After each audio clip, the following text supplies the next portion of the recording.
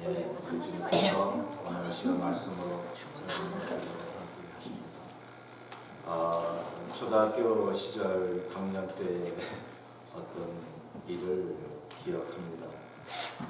학생들이 하도 떠드니까 담임 선생님이 눈을 감으라고 했습니다. 눈을 이제 감고 있었는데 한 5분간을 감고 있었는데 선생님이 이제 그만 뜨라고 하자마자 어느 학생이 선생님께 고자질을 했습니다. 선생님, 아무개가 눈을 떴어요. 선생님이 눈 감으라고 하셨을 때 눈을 떴어요.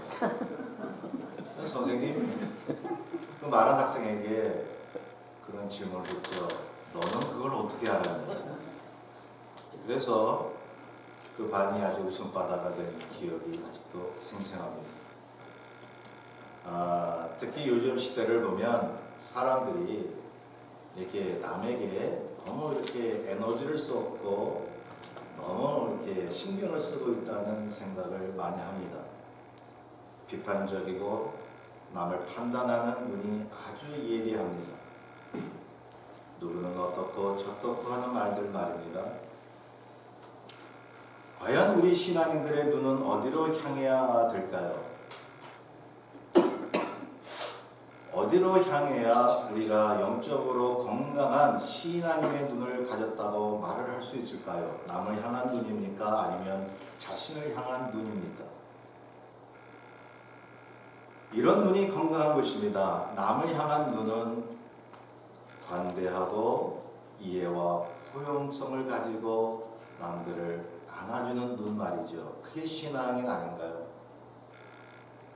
자신을 향한 눈은 이렇습니다. 아주 혹독하고 예리하게 잘못을 지적해내는 눈입니다. 자신에게는 관대하지 않아요. 예리하게 자신을 볼 줄 아는 신앙인의 눈 말이죠. 그런데 그 반대가 되면 참 영적으로 건강치 못하다고 말을 할 수가 있죠. 남에게 대해서는 혹독하고 자신에 대해서는 늘 용서하고 관대하고. 주님께서도 그런 말씀을 하셨습니다. 마태복음 7장 3절에 어찌하여 형제의 눈 속에 있는 티는 보면서 내 눈 속에 있는 들보는 깨닫지 못하느냐. 여기서 말씀하시는 형제의 티가 윤리적인 죄라면 자신 눈 속에 있는 들보는 영적인 죄입니다. 자신을 볼 줄 아는 사람이 건강한 신앙인 아닌가 하는 생각을 많이 해보게 됩니다. 기도하는 사람, 말씀을 늘 대하는 사람은 항상 자신에게 묻습니다. 왜 나는 그렇게 생각하고 행동하고 있는가? 과연 내가 하나님 앞에 어떤 사람인가 말이죠. 이런 말이 있습니다. 내 속에 있는 자아가 말하는 대로 듣지 말고 내가 내 자아에게 말하도록 하라. 목사님들이 지난 기도회 때 모여가지고 이 말을 가지고 굉장히 말을 많이 나눴어요. 자신을 객관적으로 평가하고 나를 훈계하고 내가 나에게 말하는 삶 말입니다. 바울이요, 우리가 모든 목사님들마다 이 바울 얘기를 많이 하잖아요. 그만큼 이 바울은 굉장한 사건이 있었잖아요. 그렇게 예수 믿는 사람들을 잡아다 죽이다가 어느 순간에 그냥 하나님이 쓰시는 성령 충만한 사람으로 변했단 말이죠. 주님 아니시면 이건 불가능한 얘기죠. 바울은 성령에 충만한 사람으로 우리는 알고 있습니다. 그래서 그는 하나님께 늘 초점을 맞췄습니다. 자기 동족과 이웃과 모든 영혼들에게 어떻게 하면 복음을 나눌까? 그것 때문에 오로지 산 사람 아니에요. 그런데요, 자신에 대한 눈은 아주 혹독합니다. 예리한 비판 의식을 가졌습니다. 나는 죄인 중에 괴수라. 나는 늘 나를 쳐서 걱정시킨다. 그래서 나는 날마다 죽노라. 혹시 우리가 신앙생활하면서 낙심하고 있다면 무엇 때문일까요? 자신에게 한번 물어보시죠. 왜 나는 그걸 가지고 낙심하고 있나? 과연 하나님을 믿는 내가 낙심할 이유가 그렇게 있는 것인지 예리하게 보시면 어떻겠습니까? 하나님의 눈으로 말입니다. 본문에 그런 말씀이 나오지 않나요? 본문의 시편 기자는 하나님을 믿는 삶 속에서 외로움과 마음의 상함을 느꼈다고요. 자신은 하나님을 늘 의지했어요. 전에도 하나님을 믿는 사람들과 기뻐하고 감사했어요. 그런데 지금은 마음이 상하고 외롭고 눈물이 나는 것을 호소하고 있습니다. 3절에 보면요, 내 눈물이 주야로 내 음식이 되었도다. 이런 거에 그때 상황을 우리가 성경상 볼 때는 구체적으로 우리가 어떤 상황인지 모르겠지만 그 본문 뒤에나 또 본문 내용을 보면요, 주변에서 도대체 하나님 뜻대로 사는 사람들이 없어져 가는 거예요. 그때나 지금 오히려 조롱하는 거예요. 네 하나님이 어디 있느냐? 종일토록 네 하나님이 도대체 어디 있느냐? 거기 3절 나오잖아요. 종일 내게 하는 말이 네 하나님이 어디 있느냐? 오늘도 그렇지 않나요? 내가 주님을 믿고 교회 생활하면서 어떻게든지 믿음 가져보려고 열심히 노력하고 애를 쓰는데 나에게 가장 실망과 낙담을 주는 그런 사람들이, 그런 환경들이 나를 괴롭힌다는 거죠. 어떤 때는 내 신앙의 뿌리가 막 흔들릴 정도로, 날마다 울지 않으면 못 버틸 정도로, 참으로 어떻게 해야 될지 모르는 상황을 만날 때가 있죠. 교회를 열심히 다니고 말씀 운운하며 사는 사람들이 전혀 하나님이 없는 것처럼 행동할 때 그들이 나를 향하여 그렇게 말하는 것 같아요. 네 하나님이 어딨냐? 저도 많이 부족하고 참 많이 회개해야 되고 많이 고쳐야 할 점이 있지만 신앙의 뜻대로 이렇게 살려고 해보면 그건 누가 알아주냐 하는 사람들이 있었어요. 교회 다니는 사람.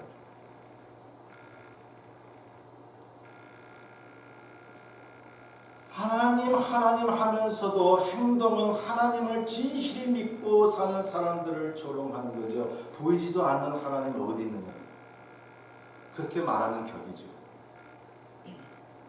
주님 주님 하면서 보이지도 않는 하나님 어디 있다고 그래요. 행동을 그렇게 하는 거죠. 요즘 한국교회의 이 사태를 보면요, 교회가 세상을 향하여 하나님이 도대체 어디 계시냐고 외치는 것 같아요. 교회가.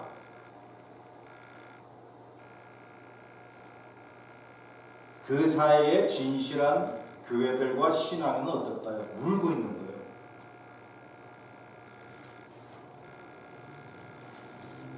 여러분, 저도 목사지만 날마다 감사하고 찬송하고 너무 좋다, 주님 이러면 좋은데 실망 많이 합니다. 자국 깨면 뉴스를 통해서 목사가 어떻고 한국교회가 어떻고 이게 쏟아져 나오는데요, 눈물밖에 나는 게 없어요.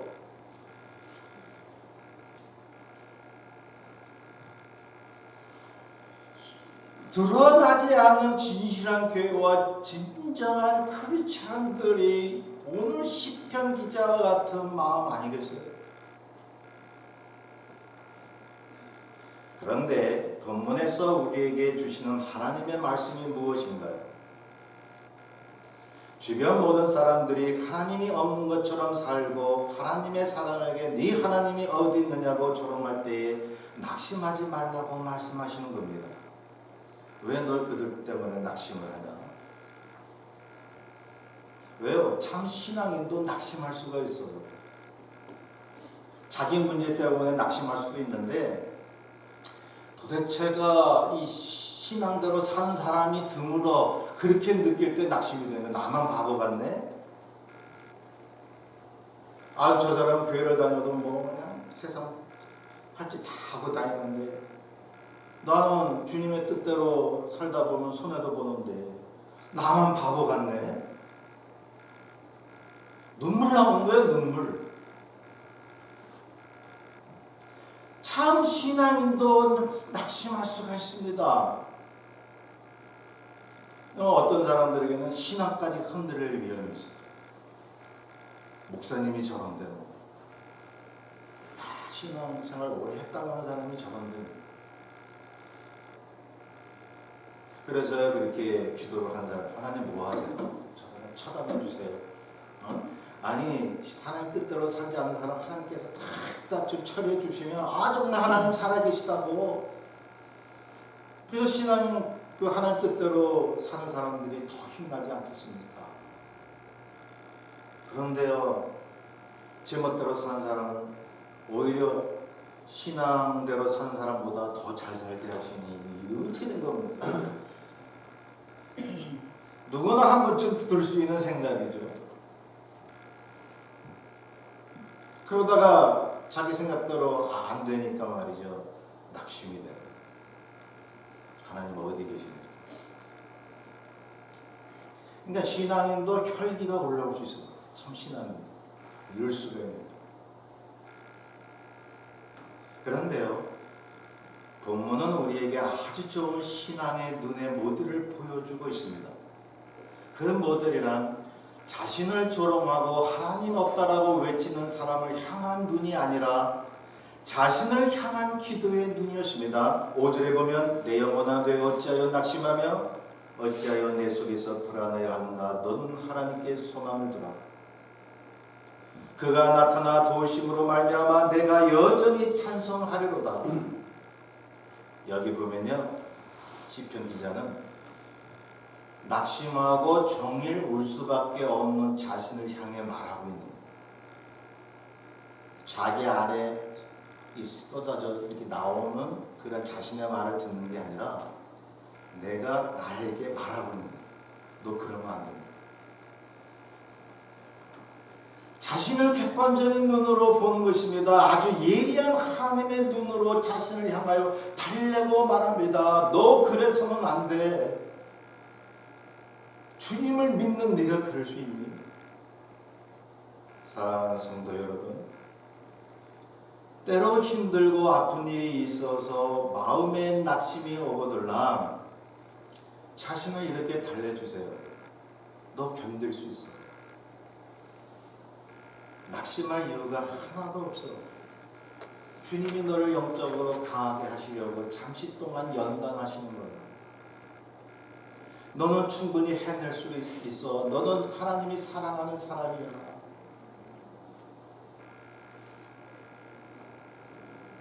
시험이 올 때요. 저나 여기 계신 분은 자꾸 다른 사람이나 환경만 눈에 돌리는 거 신앙 영적으로 약해져요. 일은 풀리지 않고 자신의 마음만 상해요. 그런데 문제가 오면 자기를 보려는 사람이 있습니다. 자신을 하나님의 말씀으로 컨트롤하는 것입니다. 그러니 그 믿음 보시고요. 주의 영이 개입하셔서 그 문제도 거뜬히 해결해 주시는 거죠.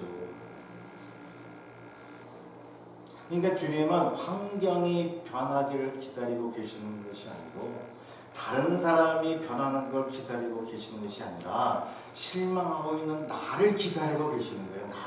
나. 이게 어떤 자아중심이고 개인주의인 것 같이 보이지만 그게 아니에요. 나를 변화시키고 하나님이 내 속에서 그 말씀대로 성숙한 모습을 볼 때에 남을 볼 수 있는 눈을 주시는 거예요. 종교개혁을 일으켰던 마틴 루터가요. 그 거대한 캐톨릭 조직 앞에 얼마나 힘들고 지쳤겠습니까? 교황이 교회의 머리가 아니라 그리스도만 교회의 머리라고 외쳐대며 오직 믿음으로 말미암아 살리라고 외치던 마틴 루터는 생명의 위협을 받았습니다. 이렇게 해도 안 되고 저렇게 해도 안 되고 계속 길이 막힐 때 그는 어떻게 했겠습니까? 번아웃 됐습니다. 포기할 생각도 하고 있었습니다. 신앙도 지쳐 있었습니다. 그거를 마틴 루터 아내가 왜 모르겠어요. 하루는 지쳐 있어가지고 이렇게 집을 돌아오는데 그 루터 아내가 막 엉엉 울고 있는 거예요. 그래서 깜짝 놀라가지고 당신 왜 울어왔더니 아이고 소리는 안 했겠죠. 아이고 하나님이 돌아가셨어요. 하나님이 돌아가셨어요. 이 루터가 하도 어이가 없어가지고 아니 하나님이 어떻게 돌아갈 수 있느냐고 당신 미쳤어? 그때 아내가 하는 말이 하나님이 안 돌아가셨다면 어째 당신이 그렇게 힘들어하고 지쳐버렸단 말이오. 당신을 보니까 하나님이 없는 것 같아. 그때 루터가 자기 아내가 자신한테 얘기한 의미를 알게 된 거죠. 우리 아내가 참 똑똑하고 지혜로워. 그래가지고 다시 신앙의 힘을 얻은 거예요. 마침내 개신교를 탄생시키는 위대한 일을 했던 거죠. 루터가 자꾸 외부 사람들과 환경에만 눈을 돌렸을 때는 지치고 포기하고 싶었지만 자신에게 눈을 돌리자 다시금 하나님의 힘을 얻은 것입니다. 자신을 봐야 됩니다. 나를 조롱하고 위협하는 그 사람들, 그 환경을 만났을지라도 자신을 볼 줄 알고 자신과 대화할 줄 아는 그러한 사람을 하나님이 사용하셨습니다. 성경에 나오는 인물들을 쭉 보면요, 하나같이 하나님이 쓰시는 조건을 다 갖춘 사람이에요. 자기를 봐. 너 그러면 안 돼. 내 영혼아 네가 어찌하여 낙심하며 어찌하여 내 속에서 불안하여 하는가. 너는 하나님께 소망을 두라. 저도 계속 노력을 해요. 노력 만진하지 않잖아요. 야 윤수야, 남윤수 너 목사 아니야? 너 어떤 때는 목사 같지 않다며.